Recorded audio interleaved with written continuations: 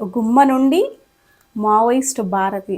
NT Ramarao గారు కూడా చాలాసార్లు ఆయన నోటంట మీ పేరు మిమ్మల్ని కలవాలని అనే ఆలోచన అండ్ మీతో మాట్లాడాలి అనేసి. అసలు ఎప్పుడు కలిశారు, ఏం మాట్లాడారు, దేనికోసం, సందర్భం దేనికొచ్చింది?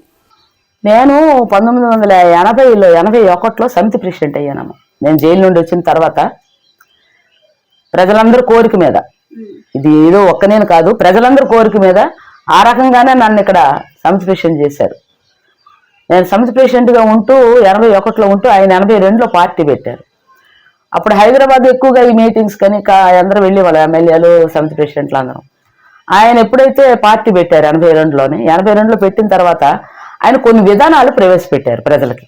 ₹2 కిలో బియ్యం అని, తర్వాత ఆడపిల్లలకి సమాన హక్కు అని, ఈ కరణాలు నాయుడులు కరణాలు తీసివేయటం అని, ఇలాంటివన్నీ కూడా ఆయన ప్రవేశపెట్టారు.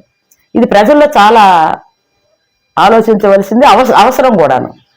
ఇలాంటి అవసరమైనటువంటి ఆలోచనతో ఆయన పెట్టినప్పుడు ఆయన కలవడానికి మనకి ఏంటి అన్నది నాకు ఆలోచన వచ్చింది. నేను హైదరాబాద్లో కలిశాను. కలిసిన వెంటనే ఆయన నన్ను చాలా గౌరవించి హత్తుకున్నారు. ఆయన చనిపోయిన వరకు కూడా అలాగే చూశారు. అలాగే నాకు 83లో ఎమ్మెల్యే టికెట్ ఇచ్చారు. తర్వాత కూడా అనేక పదవుల్లో నన్ను పెట్టారు ఆయన. ఆ రకమైనటువంటి ఆలోచన విధానంతో ఉన్నారు కాబట్టి ఈయన ప్రజలకి రాష్ట్రంలో కొంతమంది వెనకబడినటువంటి వాళ్ళకి, పేదవాళ్ళకి కొన్ని మంచి అవకాశాలు వస్తాయేమో, మనం కూడా దాంట్లో కలిసి తప్పే ఉంది అన్నటువంటి ఆలోచనతో నేను ఆ రోజు తెలుగుదేశంలో కలవటం జరిగిందమ్మా.